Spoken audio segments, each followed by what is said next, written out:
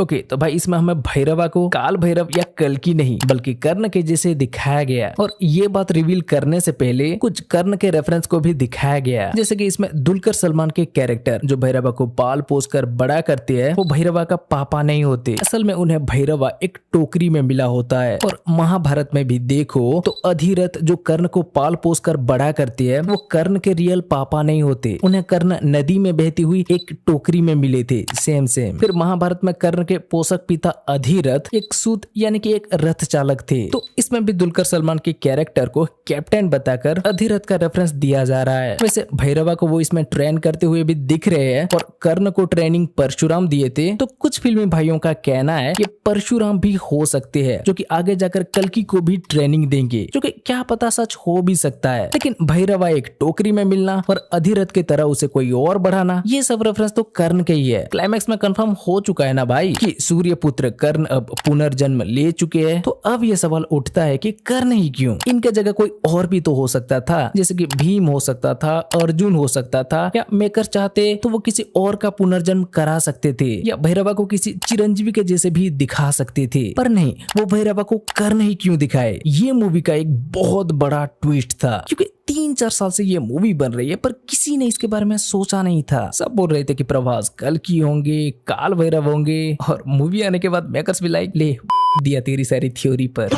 तो मेकर्स ऐसा तूफानी डिसीजन क्यों लिए? क्योंकि भाई अर्जुन के गांडीव धनुष भगवान से लिंक था। इसमें काउंसलर बानी भी ये बोलते हुए दिख रहा है कि भगवान जब इस धरती पर रहते थे तब ये अस्त्र बना था, और जब भगवान चले गए तो इसकी शक्ति भी उन्हीं के साथ चली गई, और अब इसकी शक्ति वापस आ गई है, यानी कि भगवान भी आ रहे हैं। तो हाँ, ये बात तो सच है। जब श्री कृष्ण अंत में शरीर त्याग दिए तो उनके साथ गांडीव की पावर भी चला गया था। कई ज्ञानी लोग कहते हैं कि उसके बाद अर्जुन और गांडीव को उठा भी नहीं पा रहे थे, तो वो उसे वहीं छोड़ दिए श्री कृष्ण जाने के बाद, और वो गांडीव को हाथ नहीं लगाए। और अब जब 6000 साल बाद भगवान कल्कि अवतार लेकर आने का संकेत मिलता है, वो संकेत को देखकर अश्वत्थामा मणि धारण करते हैं, तब उसी समय ये गांडीव धनुष भी एक्टिव हो जाता है। मतलब भगवान आने के साथ इस धनुष की पावर भी वापस आ जाता है। भाई काउंसलर वानी एकदम सही था, लेकिन गड़बड़ी यहाँ ये हो जाता है कि तब गांडीव धनुष सुप्रीम यास्किन के ही पास होता है। मतलब यहाँ श्री कृष्ण जी के कही गई बात भी सच हो जाता है। स्टार्टिंग में आपने देखा होगा श्री कृष्ण अश्वत्थामा को बोल रहे थे कि कलयुग आ रहा है और कली भी आएगा, फिर जब अधर्म चरम सीमा पर होगा और धरती पर अंधकार, मैं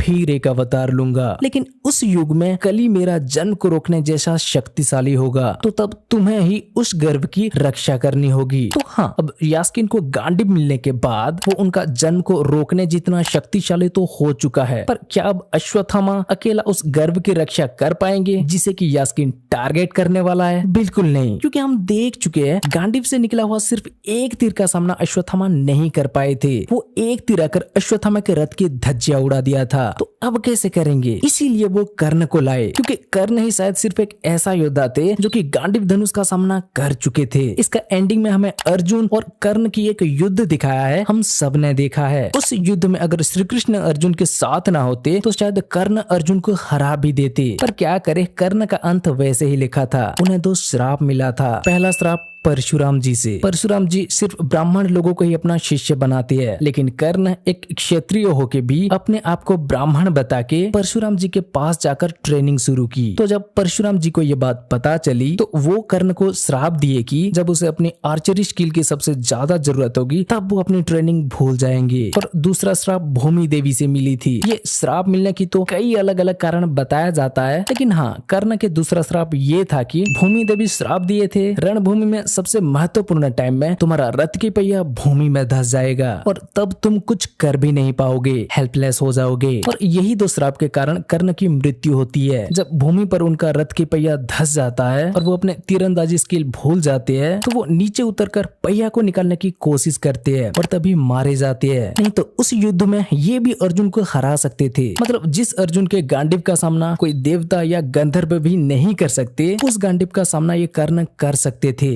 इसीलिए वो कर्ण को लाए ताकि यास्कीन गांडीव धनुष चलाते समय कर्ण अश्वत्थामा की मदद कर पाए। और ये बात का हिंट वो कर्ण वाली ट्विस्ट रिवील करते टाइम भी देते हैं भाई। महाभारत के युद्ध में हमने देखा अश्वत्थामा जब गांडीव धनुष की वार से हार रहे थे तभी सूर्यपुत्र कर्ण एंट्री मारते हैं और अश्वत्थामा को बचा के गांडीवधारी अर्जुन से वो खुद भिड़ जाते हैं। और कल्कि का एंडिंग में भी हमने देखा अश्वत्थामा जब कमांडर मानस का जाल में फंस जाते हैं तभी भैरवा रूपी कर्ण एंट्री मारकर रेडर से लड़ते हैं। बोले तो तब भी अश्वत्थामा हारते समय कर्ण पहुंच गए थे और अब भी। इसका मतलब आप समझ सकते हो आगे जब खुद यास्कीन आकर गांडीव से प्रहार करेगा तो अश्वत्थामा को कैसे कर्ण की जरूरत पड़ेगा। तो हाँ ब्रो, इसीलिए वो कर्ण का पुनर्जन्म लाए क्योंकि इन्हें गांडीव धनुष की सामना करना था। और गांडीव धनुष को वो इसमें इसलिए लाए क्योंकि यास्कीन को चिरंजीवियों से भी भिड़ सकते हैं कितना पावरफुल दिखाना था। अब अगर उसके पास ऐसा बड़ा कोई दिव्य अस्त्र ना हो तो सिर्फ आज के टाइम की ही टेक्नोलॉजी से वो थोड़ी ना चिरंजीवियों का सामना कर पाएगा यार। उन सब के पास दिव्य अस्त्र है तो विलन को भी तो एक चाहिए ना।